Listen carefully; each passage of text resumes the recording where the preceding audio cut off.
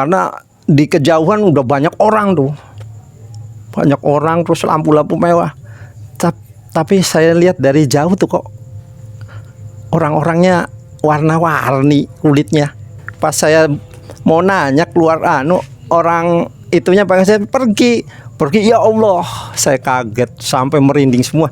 Itu orang itu nggak ada kakinya, ngeloyor aja ke depan saya ke sana sambil nengok senyum. Waduh, senyumannya apa ya, nggak bisa diceritakan lah. Lidahnya keluar panjang sekali, ada yang netes air liurnya, tambah keram saya itu. Assalamualaikum warahmatullahi wabarakatuh. Selamat berjumpa kembali Sobat Mengulas Malam. Kali ini di depan kita sudah hadir Mas Ben ya. Ya. Gimana Mas Ben, sehat? Alhamdulillah sehat. Gimana apa kegiatan sehari-harinya nih? Ya biasa, bisnis saja. Oh gitu ya. Baiklah, mungkin Sobat Mengulas Malam, kali ini Mas Ben akan membawakan suatu kisahnya dia pribadi seputar di mana dalam satu perjalanan sepulang dari Jogja dia bertemu dengan rombongan mobil juga ya. Iya. Ternyata rombongan itu bukan rombongan manusia. Ternyata rombongan makhluk halus yang akan melaksanakan ritual pernikahan ya. Seperti itu ya Mas Ben ya. Iya. Baiklah, untuk lebih jelasnya bagaimana itu ceritanya, bagaimana itu serunya, ya, silakan Mas Ben. Ya, kejadian ini kejadian nyata yang saya alami ya, termasuk mungkin bisa disebut kejadian mistik. Kejadian ini terjadi kira-kira beberapa bulan yang lalu, tepatnya bulan Juni 2022. Setelah ada pengumuman dari pemerintah bahwa mudik dan bepergian jauh tidak dilarang, saya sama KA, putra saya yang paling tua tuh, berembuk, secepatnya kita harus ke Jogja, ngambil barang-barang kamu yang ketinggal masih di sana, barang-barang yang waktu masih kuliah dulu belum sempat dibawa tuh, karena COVID jadi sulit hubungan antar Cirebon Jogja. Nah, setelah merembuk, diputuskanlah tanggal 1 Juni kita berangkat ke Jogja dengan menyewa mobil rental tuh, dengan jadwal cuma 2 hari. Ingat, mobil itu Avanza warna merah tahun 2015. Pagi udah siap semua, kita berangkat ke Jogja.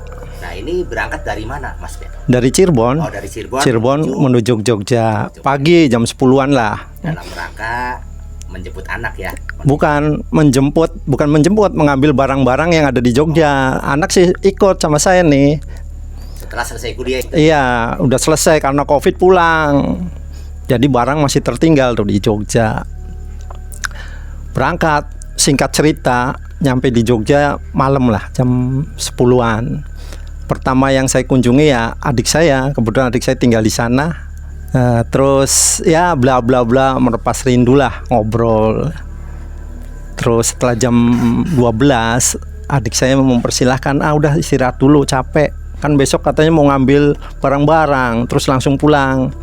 Oke, makasih. Terus saya, kamar udah disiapin, terus saya langsung tidur karena capek, les be.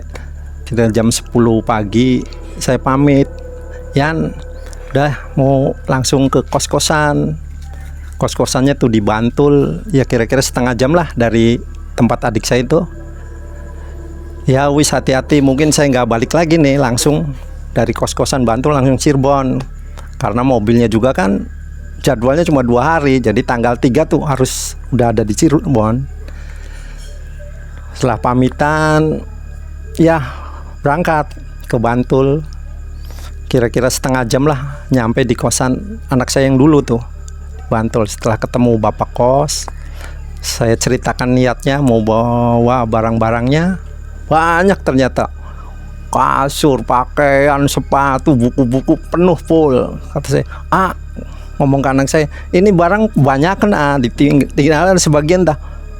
Anak saya jawab, nggak usah Pak, ini kan kenang-kenangan nih waktu kuliah. Udah pamit, oke kita berangkat. Anak saya yang bawa tuh mobil, jalan. Ya biasa terjebak macet di Wates ya, karena penuh sih, ramai tuh Wates. Karena macet di Wates jadi agak lambat. Nyampe Aji Barang kalau nggak salah sih tuh, udah mulai maghrib. Saya ingetin ke anak saya, kebetulan yang bawa mobilnya dia, cari masjid A, nggak baik maghrib di jalan, barangkali ada seliweran jin-jin. Saya bercanda gitu.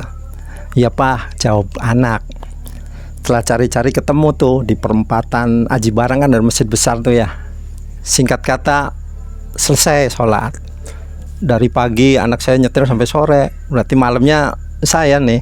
Berarti itu di mobil cuma berdua. Berdua ya? Dengan barang penuh. Dengan anak ya. Dari awal juga berangkat berdua. Iya berdua. Kenapa nggak dengan istri? Istri saya kan nggak ada, udah meninggal. Jadi hanya berdua. Ada adiknya satu nih, nggak ikut. Nggak ikut tapi. Nggak ikut. Karena kerja ya. Nah, habis maghrib tuh sekitar 6:30. Mulai tuh sebelum berangkat saya lihat dulu rambu-rambu. Kan kelihatan tuh di perempatan arah Cirebon, Jakarta. Oh berarti lurus. Setelah perjalanan 1-2 jam, saya kok sadar, ini kok jalan sepi, nggak ada mobil lewat. Padahal ini kan jalur-jalur wisata Jogja ya. Jadi ingat, pernah dulu waktu perjalanan ke Jogja tuh kondisinya kayak gini, sampai kesasar ke Cilacap. Makanya saya nggak mau terulang tuh kejadian dulu. Saya kurangi kecepatan sambil mau nanya ke warung atau ada apalah, ada perumah apa pada nongkrong gitu barangkali. Nggak ketemu-temu, udah sampai setengah jam nih. Lihat rambu-rambu tidak ada penunjuk arah ke Jakarta atau ke Cirebon, Jawa Barat gitu tuh. Jadi tetap saya kecepatan walaupun 30 terus sampai tengok lihat anak saya sebelah udah tidur. Saya bangunin kan nggak tega karena dari pagi nyetir ya, dari sore. Udah perjalanan tiba-tiba ada suara klakson dari belakang, titit, kayak rombongan mobil polisi atau rombongan orang-orang penting lah dengan lampu yang bergerapan. Saya kurangin lagi kecepatan, tadinya udah 40 30. Was ada 6-8 mobil, kelihatan mobil-mobil mewah semua. Logikaku berjalan. Nah, ini nih mobil pasti ke arah Jakarta. Firasatnya begitu. Saya ikutin dari belakang dengan kecepatan 100 terus, Bu. Tapi dalam pikiranku ya, kok udah 1-2 jam nggak pernah nemuin kota itu tuh. Gelap terus. Tapi udahlah biar, daripada bingung saya ngikutin terus tuh. Terus kira-kira hampir 1-2 jam. Mobil tuh melan sendiri dari depan tuh, ngurangin kecepatan dari 100, 80, 60, 40, 30 terus pelan, berombongan. Saya ikutin pelan karena di belakang sih. Tapi aneh, saya lihat tuh mobil kok nggak ada platnya. Kelihatan mobil-mobil Eropa semua lah. Udah platnya yang di depan saya tuh nggak ada platnya. Kalau ada kan B apa ya, nggak ada. Tapi lah barangkali dari pejabat ya. Berhenti mobil tuh dari depan atas. Saya ikut berhenti di sebelahnya rumah mewah. Mewah lampunya. Saya pikir waduh saya salah ikut rombongan. Ini rombongan mau pesta, pikir saya tuh ya. Karena di kejauhan udah banyak orang tuh. Banyak orang terus lampu-lampu mewah. Tapi saya lihat dari jauh tuh kok orang-orangnya warna-warni kulitnya. Apa saya salah lihat? Karena di situ ada lampu-lampu juga sih. Ada merah, ada biru, udahlah saya abaikan itu tuh. Setelah saya sadar bahwa saya salah rombongan, saya punya inisiatif sendiri. Kalau gini saya berangkat aja. Saya selip tuh, mobil berhenti. Posisi mobil saya masih nyala, jadi gampangan. Pas mau saya belokin ke kanan, nggak tahu ujug-ujug lah kalau bahasa Cirebon sih ya. Jret, di depan saya tuh orang tinggi besar berpakaian hansip, topinya hansip, sambil bentangkan tangannya, stop, bapak udah nyampe pak, matiin mesinnya aja gitu. Kesempatan nih, saya mau nanya nih, arah Cirebon kemana gitu. Papa mundur dulu, mundur aja, roda dilurusin aja, matiin mesin aja, udah nyampe pak, acara mau dimulai gitu, kata orang yang berpakaian hansip tuh. Jadi saya matiin refleks sambil mau nanya nih. Pas saya mau nanya keluar orang itunya pengen saya pergi, ya Allah, saya kaget sampai merinding semua. Itu orang itu nggak ada kakinya, ngeloyor aja ke depan saya ke sana sambil nengok senyum. Waduh, senyumannya apa ya, nggak bisa diceritakan lah. Saya sampai kayak kesetrum, bibir saya kayak kram, lidah kelu, kaki sama tangan nggak bisa bergerak. Cuma mata sama pikiran masih normal saya tuh, ya ngelihat itu tuh. Dia pergi aja, saya nggak bisa nyalain mobil karena tangan saya udah lemes, kaki lemes. Nah beberapa menit kemudian ada orang-orang di belakang saya tuh, rombongan tuh jalan, warna-warni kulitnya, ada yang merah, ada yang putih, tapi hampir 60% dari rombongan itulah kebanyakan lidahnya keluar, panjang-panjang sekali. Ada yang netes air liurnya, tambah keram saya itu. Nggak bisa ngomong, nengok ke anak saya mau bangunin aja nggak bisa. Karena faktor usia ya, saya udah setengah abad lebih, mungkin mentalnya masih bertahan lah walaupun kaki badan. Saya nggak ngebayangin kalau anak saya yang di sini mungkin bisa pingsan. Kalau ngebayangin saya masih ingat, masih merinding sampai sekarang. Itu mereka bawa baki-baki kayak mau ada acara tuh, baki dari Tanah Liat. Itu saya lihat sendiri itu, mereka melihat saya semua, nengok tuh dengan senyum. Waduh, senyumnya luar biasa. Nggak bisa saya ceritakan ya senyumnya. Senyum makhluk halus ya, makhluk jin. Tapi saya lihat itu mereka bawa baki dari Tanah Liat semua, kayak orang kita lah kalau mau ada hajat tuh pada bawa ya beras apa. Itu mereka saya lihat, saya bisa ngelirik itu bawa kacang kulit, ada kacang panjang, ada kacang kulit, ada apa kalau di sini kacang Banten. Kalau nggak salah ada yang bawa mie kuning, mie putih. Itu nggak tahu itu apa tuh, makanannya mereka atau memang apa sih, nggak paham tuh ya. Kacang-kacangan lah, mie tuh, mie sama bawa minum yang zaman dulu tuh, kendi, bawa kendi. Itu apa, saya bisa ngelirik, saya bisa ngelihat sendiri walaupun tangan kaki nggak bisa bergerak. Otak saya masih normal, masih bisa berpikir ini jin, nggak mungkin manusia karena semua lidahnya panjang semua, hampir itu nggak semua tapi banyakannya. Nah di rombongan belakang saya kayak melihat di cerita-cerita tuh, cerita komik atau cerita horor mistis yang di TV itu, ada yang disebut kuntilanak, ada yang disebut wewe gombel, yang punten nih maaf, itu tetenya tuh besar sekali, bawa anak nobel, warnanya hitam, kulitnya ada yang putih, ada yang kayak cerita tuyul, itu mereka lari-lari. Saya ngelihat sendiri, ya Allah, dalam hati saya sampai nyebut Allah berulang-ulang dalam hati aja karena bibir saya nggak bisa ngucapin tuh.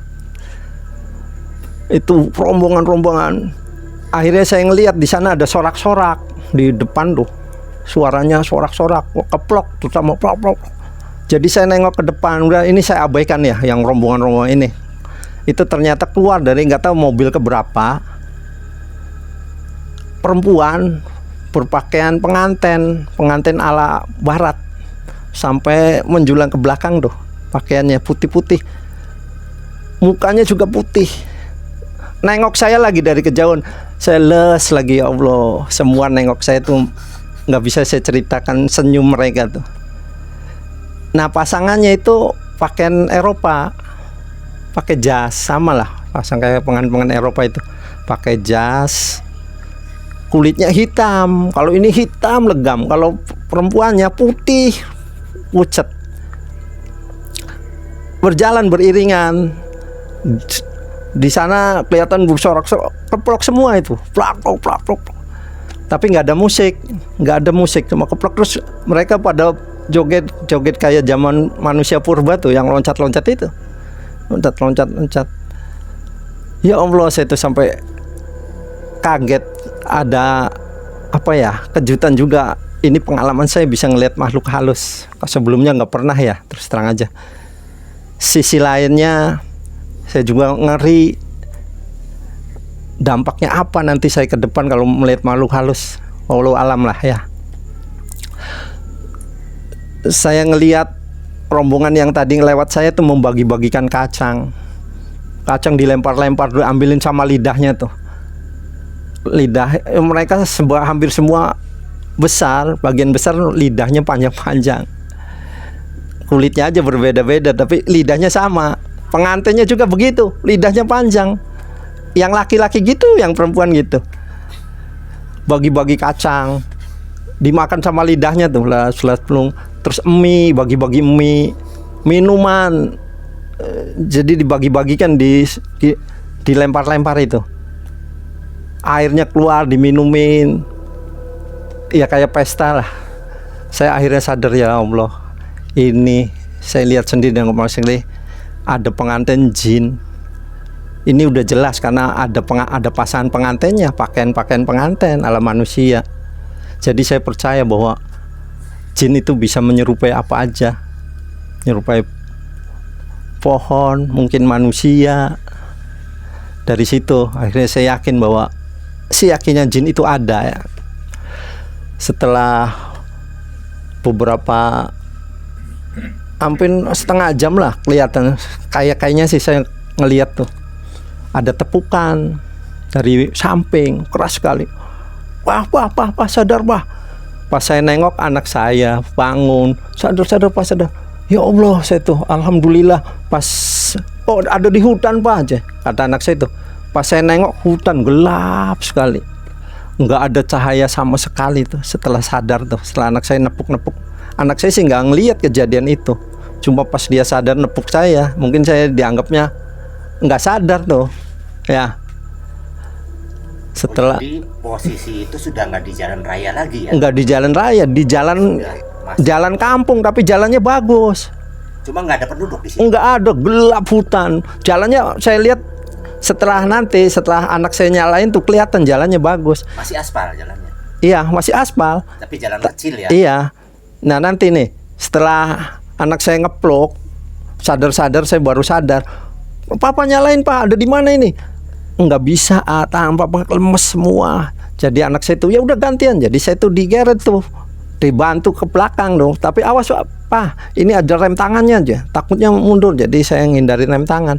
Anak saya pindah ke depan nih, dinyalain, alhamdulillah masih nyala mobil loh. Lampu dibuka, jarak jauh, itu hutan semua, kanan kiri hutan, gelap, nggak ada lampu sama sekali di gunung. Tapi saya lihat jalannya halus, bagus. Jalannya bagus, berarti ini jalan yang biasa dilewatin kalau siang. Pas anak saya ngomong, Bapak pindah ke sini, Pak, biar nemenin ya. Terus gimana, Pak? Balik lagi, Bapak salah, balik lagi. Ya tolong dipandu, Pak, aja, barangkali itu jurang ya, kata anak saya itu. Iya, sok. Jadi saya buka kaca tuh, takut ya. Cuma ya gimana lagi, harus sih. Kaca dibuka, saya baca sama anak saya, baca Al-Fatihah, surat Anas itu. Terus mobil diputer pelan-pelan, awas, barangkali jurang gitu. Sampai 5-6 kali lah putaran. Saya ngebayangin kalau mobilnya nggak power steering tuh, susah kayaknya, jalan sempit ya. Akhirnya setelah 6 kali putaran, mutar balik, ternyata bisa tuh. Udah, jalan. Ternyata jalan tuh ngikutin jalan tuh di gunung, tanjakannya tajam, turunannya tajam, kelokannya waduh ngeri, kanan kiri jurang. Saya ingetin aja, hati-hati, pelan, kecepatan jangan tinggi. Iya, Pak, pelan. Setelah ya kurang lebih setengah jam lah, saya sampai ngelihat jam, sampai inget saya bawa jam tadinya sampai ternyata udah jam 12.30 lah. Terus landai, makin lama makin landai, ketemu sawah-sawah tuh. Alhamdulillah, udah ada penduduk kalau ada sawah aja. Dari kejauhan ada kelap-kelip tuh, lampu-lampu. Nah itu penduduk sana aja itu. Iya Pak, kecepatan ditambah tuh, udah nggak nanjak turun sih. Nah dari jauh saya lihat ada senter, serat. Wah itu penduduk desa. Mungkin curiga nih, malam-malam ada mobil masuk desanya ya. Iya Pak, nggak apa-apa, saya tanya aja nanti aja. Pas dekat ada 3 orang tuh bawa lampu atau bawa hansip pentungan lah gitu. Bapak dari mana aja gitu nggak? Dia curiga barangkali tindak kejahatan sih atau apa. Terus anak saya jawab, Pak, saya dari Jogja mau ke Cirebon, salah jalan. Kok keluarnya dari sana aja? Ya itu nggak tahu Pak, bapak saya yang bawa. Setelah sadar saya balikin ke sini. Terus ya mangga minggir dulu Pak, minggir aja. Ada 3 orang tuh. Di situ ada posko, masih ada 2 orang saya lihat tuh berdiri ya, berarti 5 keseluruhan. Dia kelihatannya curiga. Minggir dulu, minggir aja. Lihat KTP-nya Pak aja. Terus anak saya ngeluarin KTP. Oh dari Cirebon ya? Iya Pak. Terus nyorotin belakang, kan penuh barang. Itu barang apa itu? Terus anak saya jelas, itu barang waktu saya kuliah Pak, dari Jogja tuh, lihat barang bekas semua gitu. Oh iya, dicorot, tempat tidur, dispenser, buku-buku. Oke, berhenti dulu Pak, istirahat aja, kita ngobrol dulu aja. Jadi tetap dia kurang percaya kelihatannya. Terus terus anak saya nengok saya manggut aja, maksudnya mengiyakan. Jadi minggir tuh. Minggir, turun. Terus Papa turun Pak aja. Tolong dipandu diangkat, Papa lemes semua aja. Terus anak saya keluar dari samping. Saya sampai di Papa tuh. Lemes dari awal ngelihat makhluk halus itu sampai segitunya. Terus ngobrol, disuguhin teh manis itu. Terus suruh cerita, coba kejadiannya gimana Bapak aja.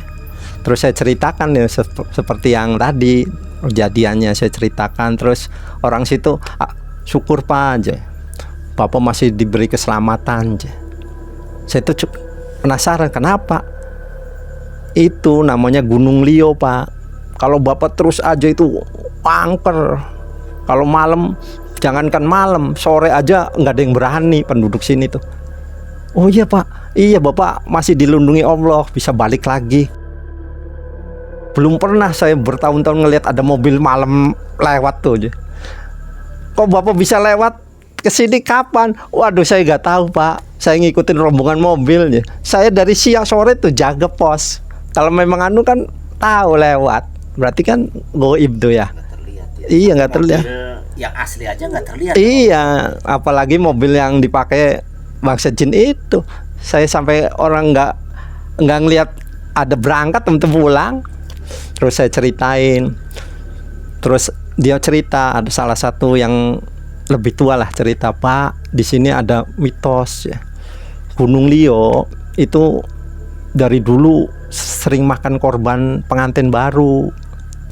Makanya mitos ini diterapkan terus, diceritakan terus dari zaman dulu sampai sekarang, bahwa kalau pengantin baru nggak boleh pergi ke Gunung Lio.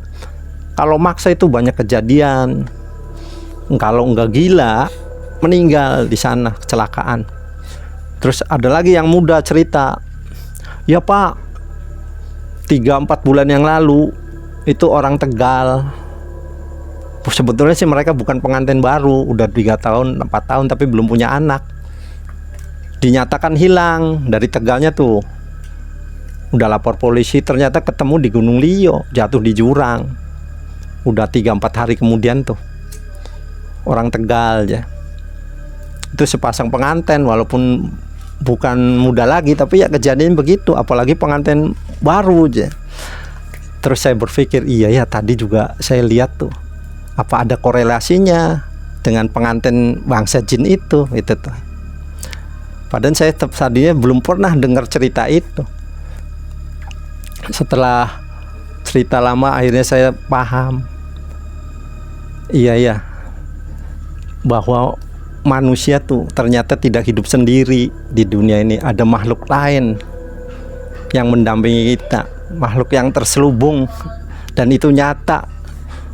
Walaupun disebutkan dalam Al-Quran bahwa jin bisa melihat manusia, manusia tidak bisa melihat jin, tapi tidak menutup kemungkinan. Kayak saya kejadian itu kan saya melihat bangsa jin, jin juga melihat saya. Mereka senyum, ya berarti ngelihat. Saya ngelihat kejadiannya, kejadian pestanya, makan-makannya, minumnya, kulitnya, bentuknya, saya lihat sendiri. Setelah ngobrol berbincang-bincang sampai sekitar 2-3 jam lah, akhirnya mereka yakin bahwa saya orang yang kesasar nih. Jadi diarahkan, Bapak mau pulang sekarang atau mau pulang pagi, kata yang lebih tua tuh di situ. Mungkin kayaknya si kepala desanya nih, karena mereka yang itu dihormatin sekali sih. Pak, saya mau pulang aja, di sini juga malah ngerepotin gitu ya.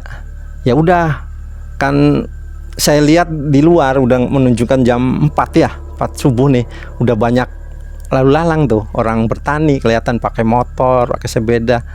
Udah Bapak ngikutin arah sana aja, terus nanti ada pertigaan nih Pak, Bapak belok kiri terus aja, nanti ada pertigaan lah, itu jalan besar Pak, itu Brebes ya gitu, wilayah Brebes, lurus udah itu jalan besar. Oh iya ya, saya dalam pikiranku kemarin tuh belok, harusnya lurus, belok jalan itu tuh ke bawah rombongan tuh ke Gunung Lio. Masuknya masih Kabupaten Brebes tuh, Gunung Lio tuh.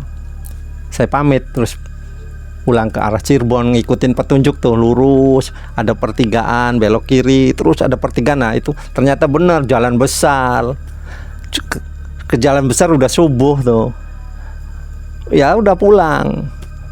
Singkat cerita, nyampe ke Cirebon siang sekitar jam 11-an. Ya kena denda, tapi nggak apa-apa, saya bersyukur masih diberi keselamatan ya oleh Allah Subhanahu wa Ta'ala.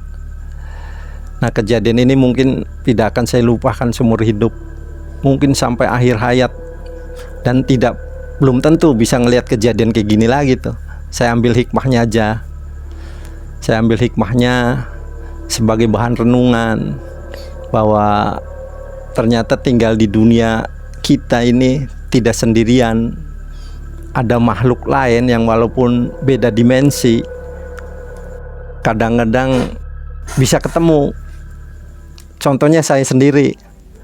Wallahu alam.